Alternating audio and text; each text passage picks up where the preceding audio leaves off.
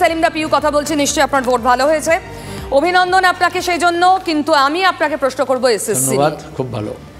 আপনি জানেন এসএসসি আজকে কি অন্তর্বর্তী নির্দেশ দিয়েছে? 16 জুলাই পর্যন্ত সব পক্ষের স্বস্তি, চাকরি থাকলো টাকা ফেরত দিতে হবে না, রাজ্য মন্ত্রিসভার স্বস্তি পেল কারণ রক্ষা কবচ পেল। আজ আপনার খুব কুইক রিয়াকশন আমি নিতে চাইবো এই বিষয়ে। রাজ্য স্বস্তি পেল কারণ গত কয়েক বছর সুপ্রিম কোর্টে কোটি কোটি টাকা খরচা করে বড় বড় উকিল দাঁড় করাচ্ছে রাজ্য, এবং অনেক সময় শুধু রাজ্য সরকার নয়, ভাইপো বা শাহজাহানের মতো লোকজন যাতে স্বস্তি পায় তার জন্য। এখানে দাঁড়িয়ে অপরাধ করেছে এরা, এদের ব্যাপারে তদন্ত হবে, ক্রিমিনাল নেগলিজেন্সের ফৌজদারি মামলা হবে।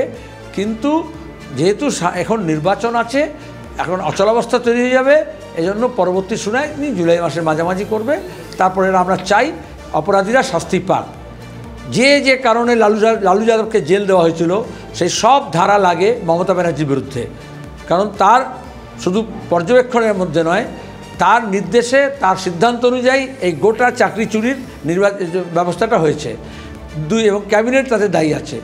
এবার স্বস্তি আমরা তো চেয়েছিলাম শিক্ষকদের, সরকার স্বস্তির শিক্ষকদের জন্য যায়নি। আমাদের শিক্ষক সংগঠন বলেছে, আমাদের ছাত্র যুবরা লড়াই করেছে, যারা চাকরি প্রার্থী তারা, যারা যোগ্য শিক্ষক তারা লড়াই করছে। এতজন শিক্ষককে এক কলমের কোচায় বসিয়ে দেওয়া যায় না। পদ্ধতি যা অন্যায় করেছে যারা, তাদেরকে সিদ্ধান্ত নিতে হবে, কিন্তু যারা ভিকটিম তাদেরকে কেন শাস্তি দেওয়া হবে? এর মধ্যে যারা রাজ্য আজ মরিয়া ছিল মন্ত্রিসভার জন্য সওয়াল করতে, আগে বলা হচ্ছিল না, যেই থাকুক সবসময় তাই হয়, কিন্তু এটা টাকার বিনিময়ে। আমার যেমন ফুড ফর ওয়ার্ক ছিল, এটা টাকার বিনিময়ে রায় হতে পারে, স্বস্তি হতে পারে। কিন্তু আমি যেটা বলতে চাইছি যে যারা যোগ্য, যারা পরীক্ষা দিয়েছে, যারা পাস করেছে, তাদের যদি খাতা নষ্ট করে, যারা ইন্টারভিউ দিয়েছে তাদের যদি লিস্ট ট্যাম্পার করে, যারা মার্কস পেয়েছে, এটা যারা পরীক্ষা নিয়েছিল একেবারে স্কুল সার্ভিস কমিশন থেকে শিক্ষা দপ্তর এবং রাজ্য সরকার, তারা দোষী, তারা দায়ী। মমতা ব্যানার্জি পরিকল্পিতভাবে করেছিলেন। ছোট্ট করে এক লাইনে জানতে চাইবো, গত দিন শুনানি এবং আজকে শুনানিতেও বিকাশ বাবু এমন কন্ডিশন তৈরি করছিলেন সওয়াল জবাবের মাধ্যমে যাতে তীব্র বিরোধিতা হচ্ছিল স্টে দেওয়ার বিরুদ্ধে, স্টে দেওয়ার পক্ষে বিরোধিতা করেছেন। এই বিষয়ে আপনার কুইক রিয়াকশন।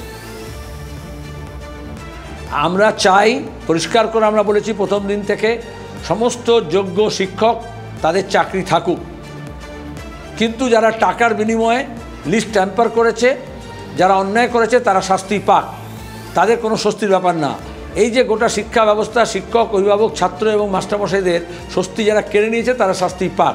আর যারা টাকা পয়সা দিয়েছে তারা নাম বলুক, আমরা সেই টাকা পয়সাগুলো আদায় করাবো এবং ফেরত দেওয়াবো।